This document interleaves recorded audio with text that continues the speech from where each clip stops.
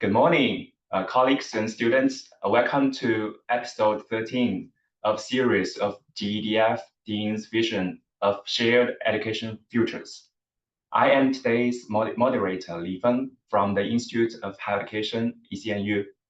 As many of us may know, GEDF stands for Global Education Dean's Forum. This forum is first initiated in 2018 by two universities, ECNU and the University of Kansas. Over the past 3 years, we have invited 11 GEDF deans from the world's leading educational institutions to share their thoughts on education issues. We have also provided platforms for young scholars to engage in discussions with our deans. These dialogues provide a definitive understanding of the most current educational issues from a global perspective. Today, we are very honored to have another distinguished speaker, Professor Bruce Macfarlane, to talk about academic leadership. Professor Macfarlane is Chair Professor of Educational Leadership at the Education University of Hong Kong. He is also the Dean of the Faculty of Education and Human Development, and he is also co-director of the Center for Education Leadership and Policy Studies. He has held chairs at 5 other universities, including the University of Hong Kong and the University of Bristol. Bruce's academic interests focus on the development of conceptual frameworks for interpreting academic practice, ethics, and leadership in higher education. He is author of many influential books, including Freedom to Learn, published in 2017, Intellectual Leadership in Higher Education, Researching with Integrity, The Academic Citizen, and many others. And also we have 2 discussants from the University of Tsukuba, Professor Tokunaga. She is an associate professor at the Institute of Human Sciences from University of Tsukuba. Right now, she is conducting research projects on the youth empowerment and the community building. And also we have Ms. Asato. She is a PhD candidate in the doctoral program in education at the University of Tsukuba. Her research focuses on career education and counseling for social justice. And today's dialogue schedule is as follows. Professor Macfarlane will speak for about 30 minutes. His topic is reimagining academic leadership beyond the career and the application tourism. Then I will invite 2 discussants to join for group discussions. And also the audience is welcome to submit any questions or feedbacks by the message box during the talk. Okay, Professor Macfarlane, the floor is all yours. Thank you very much, Dr. Lee. I'll now share my screen. Yeah. Can I confirm that you can see the screen? You can see. Good. Thank you so much. Thank you very much, Dr. Lee. And well, thanks to the Global Education Deans Forum. It's an honor to participate in this series. And I'd also like to thank colleagues from Japan, Dr. Tokunaga sensei, and also Ms. Asato, who are going to be acting as discussants following my talk. And finally, also, I'd like to thank you from ECNU, who has also organized things. So, as Dr. Lee explained, I have quite a bit of experience as an academic leader in higher education. I first started working in higher education in the 1980s, and so I've performed many leadership roles. Over the last 8 years, I've been consecutively the head of the School of Education from the University of Bristol, and more recently, since 2021, the Dean of the Faculty of Education and Human Development at the Education University of Hong Kong. And these experiences, not just doing those roles, but also in other leadership roles, such as head of faculty development for 2 universities, a research center director, a program director for many years. All of these experiences have led me to reflect on why collectively we have this such a strong stereotype about university leadership. And I want to offer my own explanation as to what I believe higher education leadership is really all about, rather than about these stereotypes. So this is going to be a very personal explanation, but it's based on a belief about the true moral purpose of being an academic leader. And I believe that it's very important to articulate this alternative vision, because I wish to counter what I regard as a lot of negativity that surrounds university leadership, because it's a function, it's an idea that is very badly in need of some kind of recovery. So I've moved on to my second slide now, which is called Fury and Nostalgia. In the world of higher education, we are caught between what Barbara Grant, a New Zealand scholar, calls a fatalistic binary between fury about the present, that is the neoliberal global university, and a kind of nostalgia about the past, which she calls the old Western collegial university. We are furious about how the modern university is such a highly competitive, marketized, business-like, glossy, and in many ways soulless entity. And on the other hand, we are very nostalgic about how we imagine the university was in the past, which is very much in terms of being more collegial, slower paced, unconcerned about performativity, more gentle, humane, and so on. So this is the trap that I think that we're in. But what interests me in this talk is that I'm going to explore what I believe is in between these two stereotypes about higher education. And what I'm going to argue is that the moral purpose to leadership in higher education, not just about being the vice chancellor or the president, but at all levels, is something that we rarely consider in any depth. And that it's not just a simple collegial or professional obligation, or what is sometimes called boring administration or boring admin on the one hand, or a career for ambitious, greedy, and not very nice people on the other.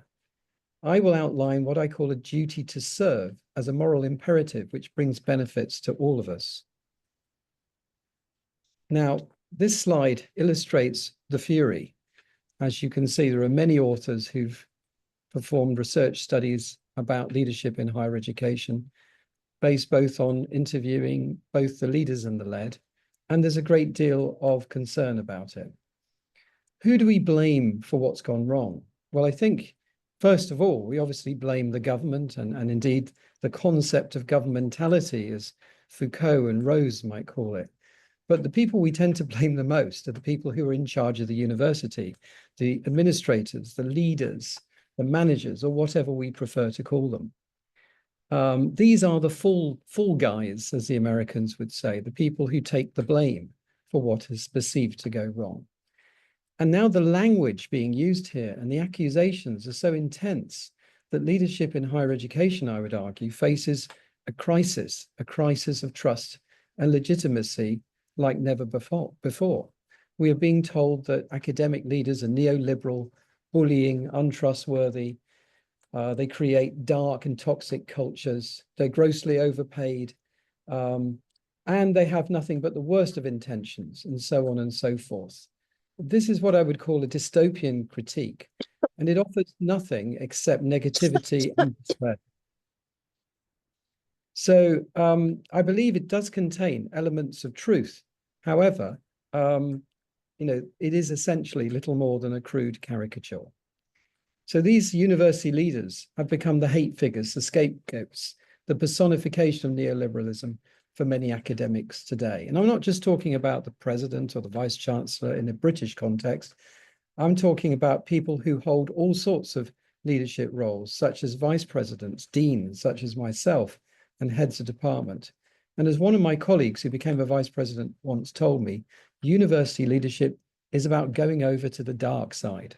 So we hold this very negative view about what leadership is about.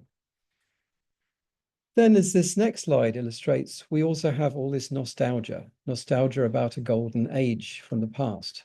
And who knows exactly when this started or ended, but it was a time when university leaders were gentlemen amateurs, great academics, who unselfishly gave something back.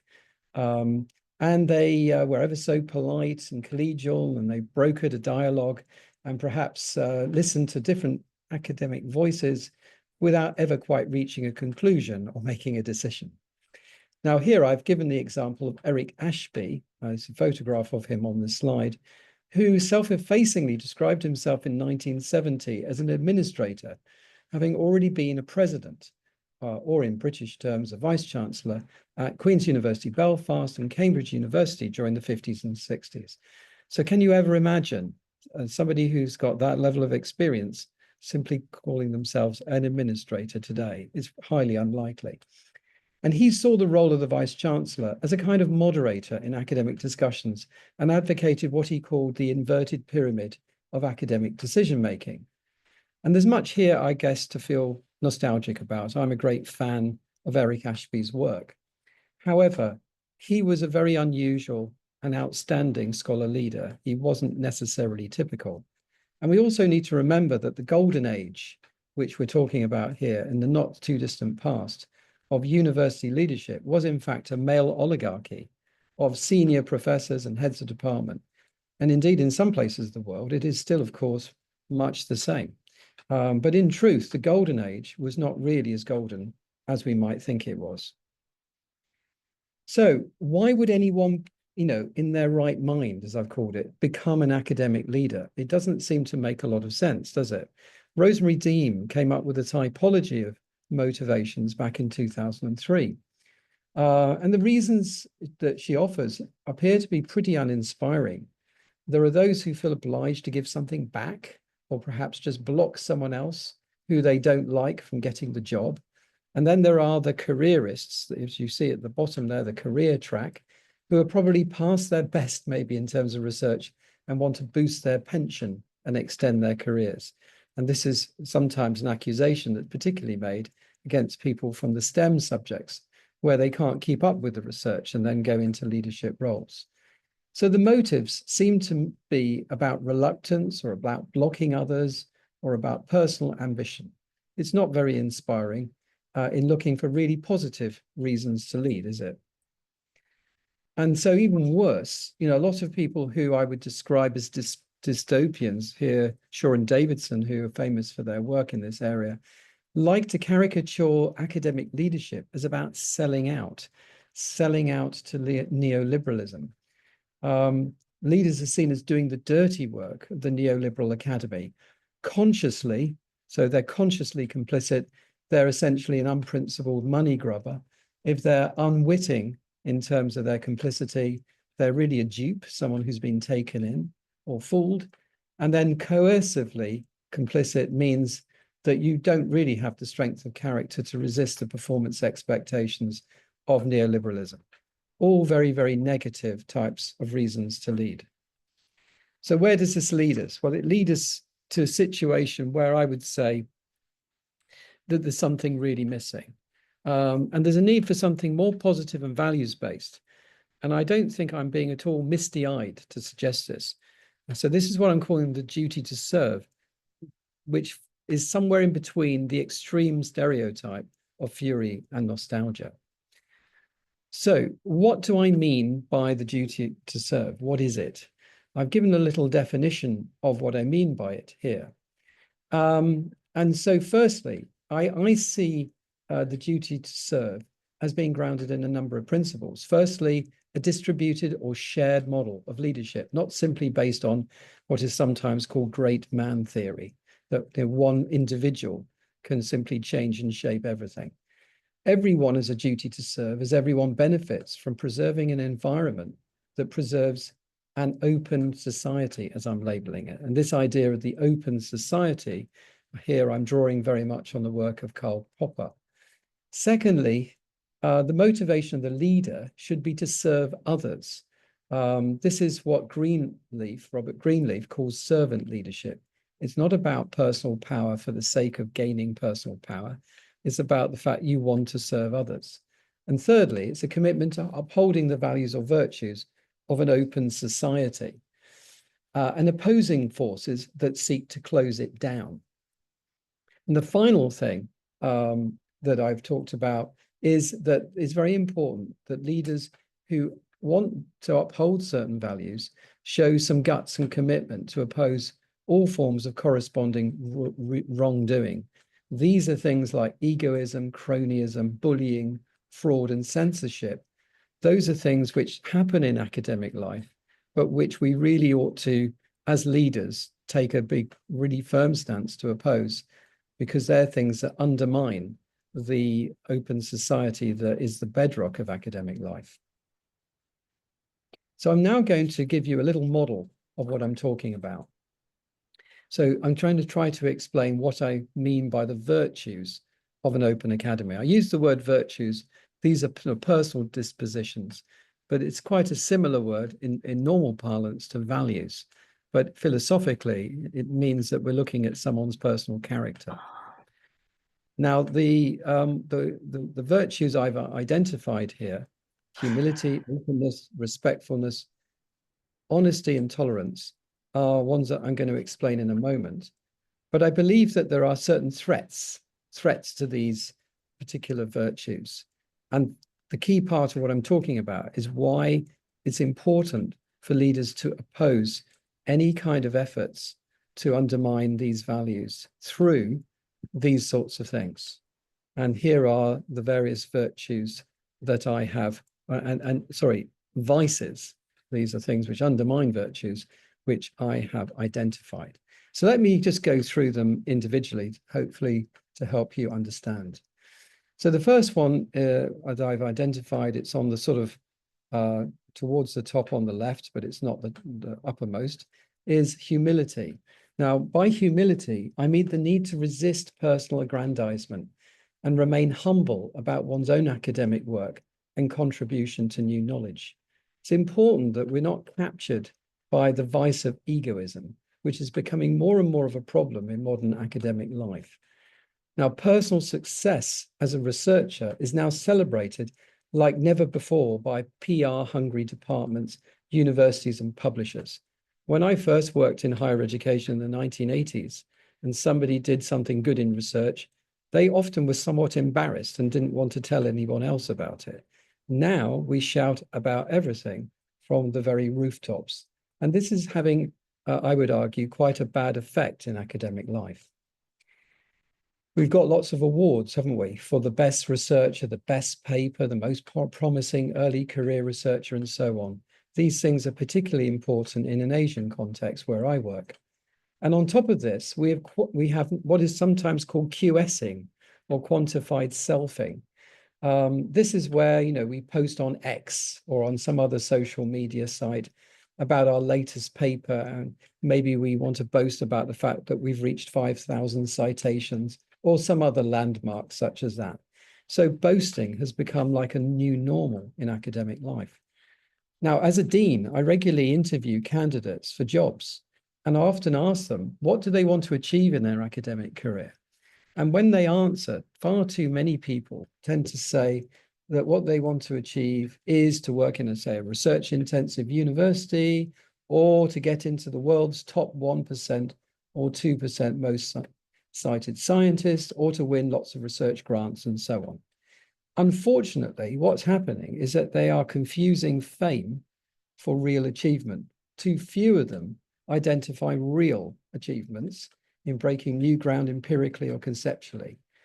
And there are many practices that illustrate what I mean by egoism, such as excessive self-citation, salami slicing, and CV hype and omission. And I'll just show you the next slide. In the next slide, you can see where I'm giving examples of those sorts of activities. Symbolic citation, for example, is where you cite somebody, but you haven't really read them. You simply symbolically cite them because you think you need to, and you can't be bothered. You don't have the time to really read their work. But it's something done to exaggerate and to deceive. It's the beginning point, if you like, of the slide towards misconduct. Then the next of the virtues I've got there is openness. And openness, I would argue, is connected to a vice which I've called cronyism. And some of you will know those are two politicians in Britain, but they could be two politicians anywhere. So cronyism is about gifts and favors, giving advantages to people who you know.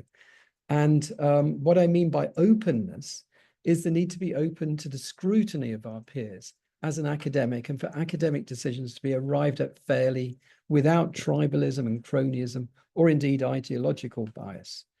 And this goes for leaders too, who need to explain their decisions, regardless of whether they are popular or not. We need a rationale. Most academics think that trying to get, for example, a job for your PhD student is an example of really good mentoring. But really, this can very often veer into what I would call cronyism. And cronyism is essentially a manifestation of what Karl Popper called tribalism in relation to the boundaries between disciplines, and indeed in the way in which people form groups to try to gain advantages and to keep other people out. And unfortunately, cronyism operates as a normalized aspect of academic life, from obvious things such as the selection of external examiners, all the way through to less obvious, but also very cronyist closure things, such as the way in which a lot of journal special issues are based on the domination of in-groups and network contacts. So when it comes to academic leadership, I'm not just talking about university leaders. I'm also referring to journal editors as well. They are academic leaders too. And I've given some examples on the next slide, if you have a look at the area connected to cronyism, of various other forms of cronyism, such as citation and review rings. That's where you only cite certain people who are within your group to boost their citations, or review rings, where in fact people are gaining favors because some friend or colleague is let's say, reviewing your paper, and to ensure that in fact that is accepted for publication. Then you have the virtue of respectfulness, which is, I would argue, very important in academic life, but sometimes we have problems around bullying. And bullying isn't just something which refers to, shall we say, downward bullying, something where leaders are bullying others who are less powerful. You also have bullying which goes upward. So many deans in Australia, for example, have suffered from upward bullying practices, as Troy Heffernan and others have actually demonstrated. So by respectfulness, I mean treating all academics and administrative colleagues as equals, rather than taking advantage of power and position to abuse others for personal ends. Many of us enjoy powerful positions as academic leaders, in my case, as a dean, or as a journal editor, or a member of a search committee, or as a peer reviewer, and so on. When power in these positions is abused, it can manifest itself in bullying practices towards academics, administrators, and students. And I've given some examples on the next slide here, which include reviewer bias, student indoctrination, and even grades for sex, which occurs in some contexts. And then I've got honesty, and I've given an example of fraud. Well, fraud is the vice, and an example there you can see is, if you like, data fraud, where somebody is maybe hiding a result that doesn't conveniently fit with their hypothesis. So with honesty, what I mean by that is to sincerely represent what we think is the truth. This is a bedrock value in academic life. And some would argue that there are many truths, but the point I'm making is the need to avoid temptations of misrepresentation and downright fraud. And there are lots of very obvious things, such as data fraud. But another, less obvious example is, how scrupulous are we in giving equal prominence in our discussions about statistically insignificant results, as opposed to just statistically significant results, if indeed we can find any. And how often are doctoral students and early career researchers cheated by research and project supervisors of their fair due of authorship credit. This is one of the biggest scandals, in fact, possibly the biggest scandal in academic life internationally, authorship fraud. often performed by powerful individuals who are research supervisors and project supervisors. And of course, it also occurs in the ordering of names when, for example, the second author ought to really be the first author. So the evidence suggests that such practices are rife, but sadly, this is a normalized aspect of academic life. And then I've given some other examples in the next slide, things such as ghost authorship, executive decisions without consultation. What I mean by that is that we need to ensure as leaders we are opening ourselves to scrutiny all the time. And finally, tolerance. So what I mean by tolerance is I'm referring to Karl Popper's conception, which he defined as tolerance towards all those who are not tolerant, not intolerant, and who do not propagate intolerance. So what he said was essentially, he argued that we cannot afford to extend unlimited tolerance towards those who are intolerant. But we need to be on our guard against all forms of censorship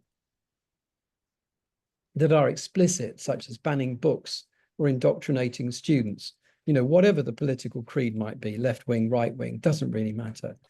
And we also need to be aware of the biggest evil of all, and this is always self-censorship, where academics work in universities in undemocratic environments.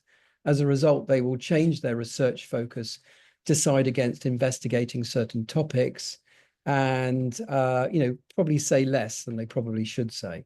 So such environments will always have perverse effects on tolerance as a virtue. Now, I'm not going to dwell on this slide where I give more information, but I'm happy to share the slides. Here on the next slide, I've said something about how leaders can protect an open society. So I'm coming towards my conclusion in the next few minutes. So there are many things, as I've tried to indicate here, that academic leaders at all levels can do to protect an open society. An example in relation to openness and the threat of cronyism is simply to outlaw internal candidate-only shortlists. As the dean of a large faculty, I won't allow shortlists which don't contain any external candidates. Another example is for a journal editor to ensure that when there are open calls for papers for special issues, or rather that those occur, rather than simply giving opportunities to little groups to publish their own group of papers, which often have an absence of proper rigorous peer review. In relation to respectfulness, which is another of the virtues and the problem of bullying, one of the most important roles of a head of department, I would argue, possibly the most, is to ensure that the workload allocation is fair, that people are doing a fair amount of teaching, a fair amount of service. Everybody is treated decently and equally. But all too often, in my experience, workload allocation models can hide unfairness and even bullying, such as making the most junior academics cover more teaching than they should do, or giving women more administrative service work compared to men. And the fact that women do more service work than men is one of the reasons that women often get promoted later than men. Maintaining honesty and minimizing fraud is not just about research, but about being an accountable leader too, who understands the importance of explaining all decisions and not trying to take advantage of executive power. So here I would say there is a middle way between the fury and the nostalgia. It's a more positive interpretation I'm trying to give you of the collective motives of higher education leaders. There is an environment that we're trying to protect and preserve. There are things which are right and there are things which are clearly wrong. And higher education leaders have a moral responsibility to do something about those things. So moving towards my close now, the next slide is leadership simply collusion? The dystopians such as Shaw and Davidson argue, that it is.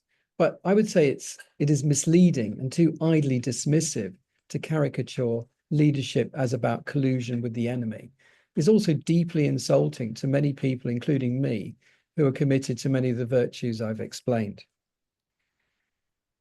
I would say instead, what we need to do is to think about a leader as what I'm calling a tempered radical, And a tempered radical is a phrase used in the literature by Meyerson and Scully and has been picked up subsequently by Fiona McKay and others. Tempered radicals are, if you like, complicit. They're complicit in the sense that they are part of the leadership game and become heads of department, deans, important positions such as vice presidents, etc. But they're not, all just simple-minded or corrupt sops of the dystopians claim they are. These people openly oppose things that they think are wrong and work inside the system to challenge and change whenever they can. And so, one of the key things with a tempered radical is they're looking for institutional openings or soft spots and other contradictions, as Fiona McKay says here.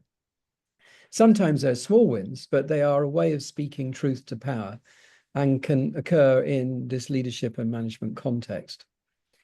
I like to think of myself as a tempered radical in as much that, I've sought to do things which I believe are in line with the values that I hold. One example is trying to persuade colleagues and other influential senior members of the university that peer review is a more reliable and more moral way of evaluating academic work than using journal impact factor, because journal impact factor tells you zero about the quality of a person's publication. It is merely a metric. So a tempered radical needs to be very gentle, but very firm in speaking convincingly about their particular set of values. And only academic leaders can really do this because they are in the room and, they're having the conversations. Other armchair critics and radicals of neoliberalism can only posture from a safe distance. So my final slide, my conclusion here, is, as you can see, fairly straightforward. The role of the academic leaders is to promote the virtues of an open society from which we all benefit, and university leaders need to be thought of as academics and intellectuals first and foremost, and that they are still us. In other words, they're still academics and not them, some sort of totem of neoliberalism. What we need is more of the philosophical and intellectual critics to be tempered radicals on the leadership front line, rather than just making criticisms from the sidelines. Thank you very much for giving me the opportunity to talk to you today. And it's been a privilege, and I look forward to the discussion. Thank you, Bruce, for very interesting and insightful talk. And you have talked about two stereotypes of academic leadership, including the neoliberal manager and collegial administrator, and also proposed a new understanding of academic leadership in the open academy based on surveys and also your observations. Your descriptions of futures of an open academy is very impressive and attractive to me. So I think our two discussants have many comments and feedbacks. Professor Tokunaga and Ms. Asato.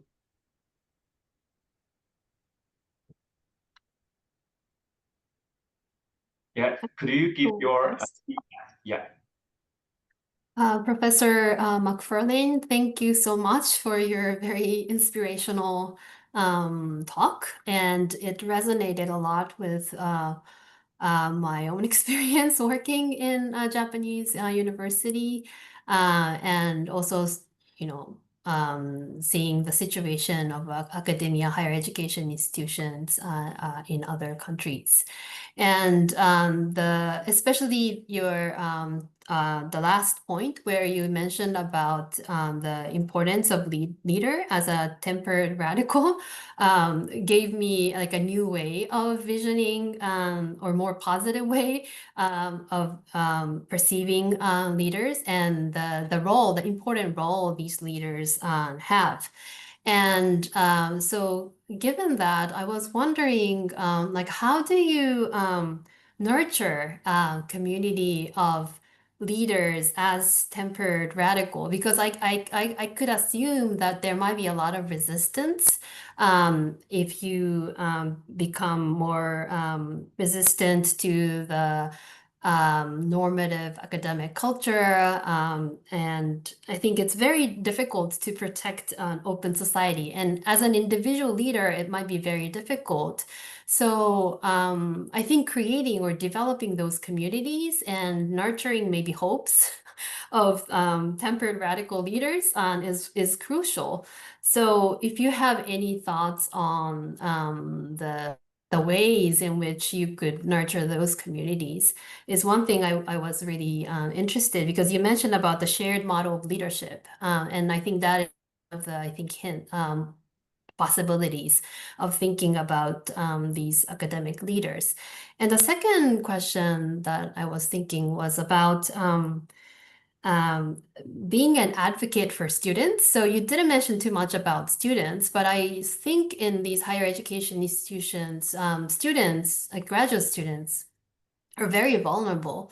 And sometimes working in university as a professor, I feel the responsibility of listening to the experiences of these students, and sometimes fighting with them for a lot of sometimes problematic things that happen in university. So what is the role of these leaders to be an advocate for students? And also, how could they listen to the voices of students and include their perspectives and students, maybe student engagement or student voices in the making of higher education? So those two questions will be appreciated.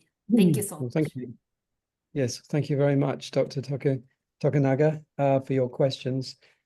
Two questions there then. The first one is, how do we nurture people as tempered radicals?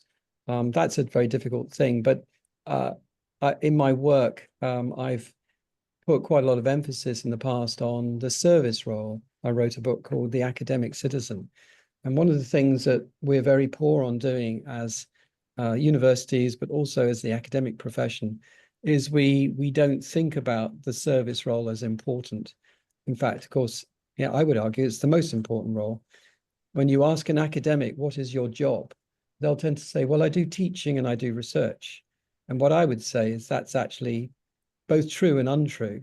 What they probably do is they probably spend about 20% of their time doing teaching and research, and the other 80% of their time, in reality, doing all the service work.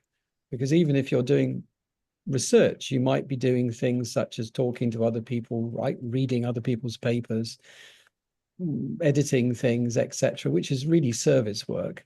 And even with teaching, you might spend a lot of time talking with students, preparing your materials, going to committees and various other things, which is not really exactly teaching. So I think we underestimate how much of our time, inevitably, we spend doing service work, but we have this negative perception. It's called administration or admin. And whenever people say this, I always feel like attacking them by saying, in a very gentle way, when I say attacking them, by saying, well, hang on a minute, do you really think this is administration? And of course it isn't, because if we want to govern ourselves as an academic profession, somebody has to do the leadership. And who's going to do that? Well, of course, it's us, isn't it? So even if you think philosophically and apply Kantian reversibility, it makes sense that we are actually trying to govern ourselves. And I think we need to spend longer developing people in understanding their service role. And this can include, in many universities, you have teaching courses in how you develop people to become teachers, like postgraduate certificates in learning and teaching. But too much of the time is spent teaching people about how to teach. And too little of the time is spent helping people to understand and to discuss their service role and how they can develop leadership. And this is not just in a business sense, it's about leadership of academics. And the second question you asked was about advocating for students. I didn't explicitly say, well, there's one role is, the virtue in relation to helping students. But many of those virtues connect very strongly with students. So, for example, censorship is something that affects students much more than it affects academics. In reality, I wrote a book called Freedom to Learn. And really, although we often talk about academic freedom, the academic freedom for students is harder for them to maintain. Students are less confident. They're less likely to contradict the overbearing professor. It's much harder for students to develop their own voice than for an academic. And we need to be mightily sensitive to that. Students, doctoral students, for example, are often the victims of authorship fraud quite frequently. And it's almost built into the system in a lot of parts of the world. And they need protection. They need to be educated, and indeed all academics need to be educated about what an author actually is, according to the Vancouver Protocol. And I mean, one of the bedrock things is fairness in assessment. We use a lot of group work assessment for students. And the reason we use it, we often say it's to develop team working skills, but of course, in reality, it's because there are large numbers of students and we want to reduce the amount of marking we do. I've been around long enough to understand that. And so we need to ensure that if we're assessing students in groups, we're doing it fairly. And all too often, it's not fair. And if you read student blogs, you'll see they're often very upset about this issue, but universities just brush their concerns aside. So you're quite right. It's part of the role of the leader is to advocate for students. And one of the things I do is I like to meet students in separate groups, come to see me as the dean, rather than obviously they can speak in meetings, but rarely do. What's important is to listen to students without other academics in the room, and then they'll tend to give you more truth, more honesty than you would get when they're in a committee dominated by other academics. Thank you for your questions. Thank you so much. Yeah. Bruce, could you close your slides first so we can see each other? Yeah. Yes, Thank you. Yes. And next, I think we have Ms. Asato. I know you have prepared a lot, and after the talk, do you have anything to share with 是啊， us? 好香！你没有泡吗？就我泡的那个。我这泡的橙汁茶，嗯，我都已经把橙汁茶泡好了，我从下午的。Can I speak out? Yeah. Okay. Thank you. Thank you for your inspiring talk. And as I have said, I previewed some your materials, and I just wondering the close questions with Tokunaga sensei, like the first questions. I feel kind of powerlessness about against the neoliberalism. We can see many cronyism in Japanese universities, it's coming really a big problems, and then they change their own rules so that they can continue their authority in their own university. So it's really hard to change our station in our or even in our own universities or institutions. So what we can do impersonally, do you have any ideas about the really concrete specific action levels that we can so that we can bring the action from tomorrow or from next week, or that kind of really specific level? That was my first question. Thank you. Thank you very much.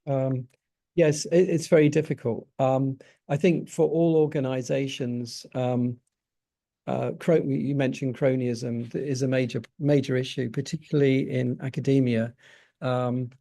It can sometimes be a major issue in some of the leading universities. The leading research universities can be among the worst, because people do their PhD at the leading university. They then become the early career academic, and then they stay there all their career. And they retire, having never left. Or perhaps they go to another university that's broadly similar for a short time in their career, such as, often you find academics at Harvard might have spent a short time at Stanford as well. or academics at Oxford might have also been to Cambridge or one of the other leading universities in the UK. And so one of the obvious things to do is to tackle recruitment cronyism. And I did briefly mention this. So things such as not allowing internal only shortlists. Another example is where people are allowed to declare conflicts of interest, but still sit on interview panels. So for example, when I became the head here, or rather the dean, people could say, well, I have a conflict of interest. Maybe I've written some papers with this person, or I used to be their doctoral supervisor. And then they would continue to sit on the interview panel. And what I said was, I'm sorry, but you can't sit on the interview panel, because once somebody has that relationship, it affects the decision. And to protect their integrity, it's important that they also are not placed in that position. So institutions need to ensure that people with conflicts of interest, such as being a co-author or someone who's a former supervisor, etc., or indeed someone who's a spouse or partner of someone else, is not sitting on an interview panel, because that's clearly not fair. And we need to, one thing is to think about shortlisting, because often the problems occur not so much just at the interview, but at the shortlisting stage. And so one of the good things is to get a senior person involved in shortlisting. So when I worked at the University of Bristol, the dean of the faculty was involved in the shortlisting of all academic jobs in all of the departments within the faculty.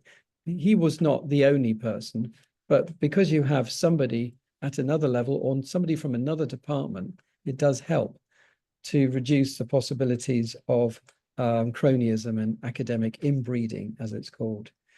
And there are other things universities can do. In some parts of the world, universities, when they promote people to full professor, don't seek enough external opinions, and they don't seek enough external international opinions. I think that's true of some Japanese universities, because if you are a large university and think you have all the experts, there's a tendency of not going out enough. But that's something that, again, should occur, because people can be unfairly not promoted and also maybe promoted when they're shouldn't be promoted. So I think that there's a lot that could be done around recruitment and human resource processes at an obvious level within institutions to reduce the tendency toward cronyism. Yes. Thank you so much. I hope that's helpful. Yeah, because I'm still a PhD student, so I'm not sure I can be of that kind of action. But I just wanted to I just want to try. I just want to try if I become a part of the university. Yes. I mean, personally, I also don't particularly like, I think in Japan and China, it's very common for PhD students to be required to be the first author of a paper to get their doctorate. I personally oppose this way of assessing doctoral students. And when I did a piece of research in Japan with a Japanese colleague, and I asked people to explain how they decided who became the first author of a paper, an answer that I heard more than once was whoever needs it the most. And this is not a rationale for putting somebody as the first author of a paper. And so it can lead to cronyism, it can lead to a gift authorship cycle, which is not actually healthy or representative of the truth. So I believe we shouldn't actually assess doctoral students through publications, because if we do that, it opens the door for more corruption. Yes. Actually, I haven't do whole research work, because my research is really kind of philosophical approach. So I'm doing really alone. But in the future, I'm really sure that we're gonna do some kind of co-research with other colleagues. So I'm really be careful about that. Thank you.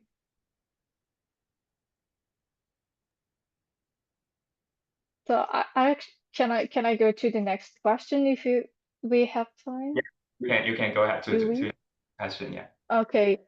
I actually wondering the structural issues. Like, I really appreciate that your like arguments about the virtues, but like, it's really structural issues regarding university or government, and like it's kind of academic freedom as well.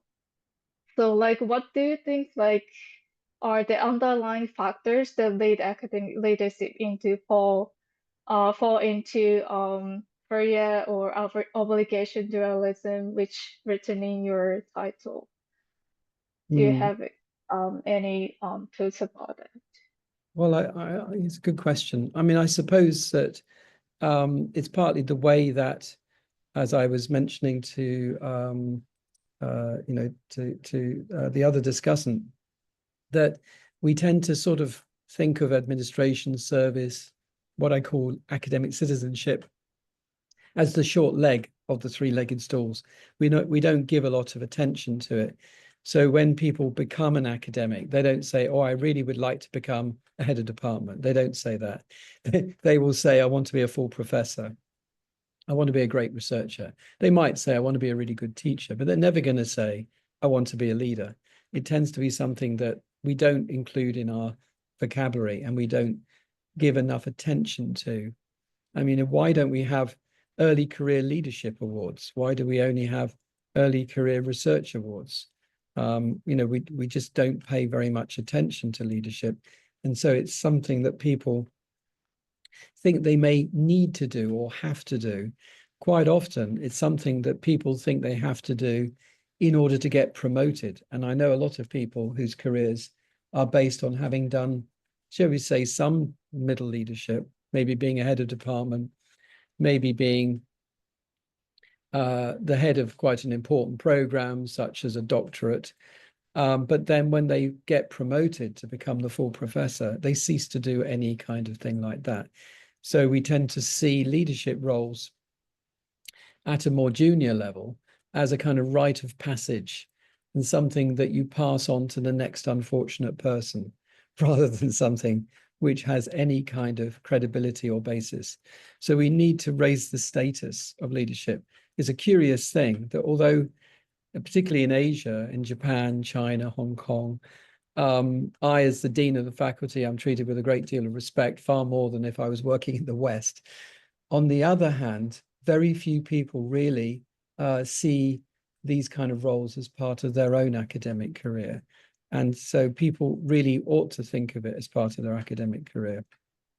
Because, as I was trying to explain, the fact that we work in universities, yes, we're subject to neoliberalism, but the fact that we still are able to hang on to a lot of the good things is only because there are people who are prepared to try and keep those things, fight for those things, protect those things. And unless people are prepared to become a leader, those things won't be around forever. We need to find a way to reestablish this moral basis to be the leader, or a leader of some sort. Okay, thank you very much. Yeah, thank you so much. Yeah. So we still have one question from the audience. Could you answer it? I think we still have time. Yes. Is this the one from Dante Yin? Yes. You can see it in the chat text box. Yes. Yeah. So for the benefit of everybody, I better sort of read it out.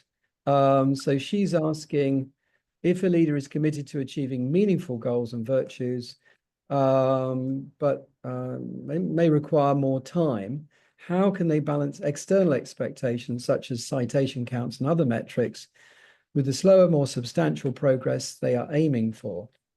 There are some practical suggestions. Can I give some practical suggestions, good practices from your faculty and yourself? Well, it's a very hard question. I think all academics probably would say, can't you just leave me alone to get on with my research? That's what every academic would ideally like. We all know this. But in reality, you can't do that. And I think as the dean of a faculty, or if somebody's a head of department, you have to have pride in trying to make things better for your colleagues. That's part of your responsibility. And if you spend all of your time doing your own personal research, you're not going to be able to put enough into those roles. I mean, I'm lucky that because I focus on higher education, to me, being a higher education leader is not dysfunctional to me, because it gives me the chance to try out things that I believe in. So, you know, I believe in the importance of peer review, because I believe peer review, although it's not perfect, it's much better than relying on metrics. So one of the things I've tried to do as a leader is to encourage more peer review to take place within academic departments, as it's a more legitimate way of determining whether or not somebody is performing at a high level or not. So, you know, although we talk about neoliberalism, one of the things you can do as an academic leader is to try to take control of, you try to take control of how we make decisions.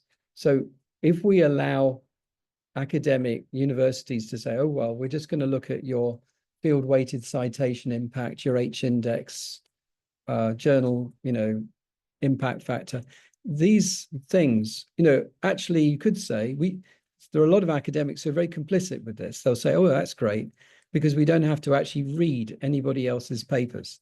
We can just stick down a bunch of numbers.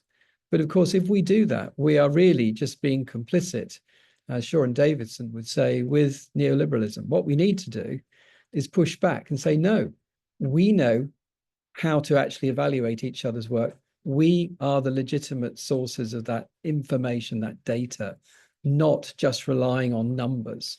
Okay, you can maybe have some numbers, but you can't just stick a lot of numbers on someone and then claim they're really good. It could be that they're writing about something that everybody else writes about in a not a very innovative way. So a lot of citation counts don't really tell you how innovative, how novel, how unusual and original people's work actually is, because it depends on what they're writing about. And so too often people will say, this person's got a good journal impact factor or something for their articles. And what I'll say is that's not something I'm interested in. I want to know whether anyone's read it and evaluated it next to certain criteria, which in the UK and in Hong Kong we use, which is criteria linked to the research assessment exercise in Hong Kong or the research excellence framework in the UK. So we need to kind of take control of these things as academics. So I believe as a dean or a head of department, you need to commit to doing things which you think are right to try to improve things. If not, you should just not be doing the role at all. And then you can go back to being a professor and spending your time doing your research. I don't know that entirely answers Dante's question, but it's my best effort to do so. Thank you very much, Dante, for your comments. Yeah, also, Ying has thanks for adding details to her questions. Yeah. I think it's time to close this session. I think, yeah, we have shared a lot of insightful thoughts during this session. And I think to pursue an open academy is beneficial from many aspects. And also, we have discussed a lot. There are many challenges when doing so, especially for the academic leadership, deans, presidents, and many others. They have to put many efforts into this to pursue an open academy. So I think today's topic is very important, not only for leaders and also for faculty members, and also we have PhD students. We have many, I think, many benefits to if we can realize this open academy. I think so. Thanks for all the participants in this session. Especially thank you, Professor Bruce Macfarlane, and two of our very good discussants. All of us have contributed a lot into this discussion. Thank you very much. Thank you. Yeah. And please stay tuned for our next event, next GEDF Dialogue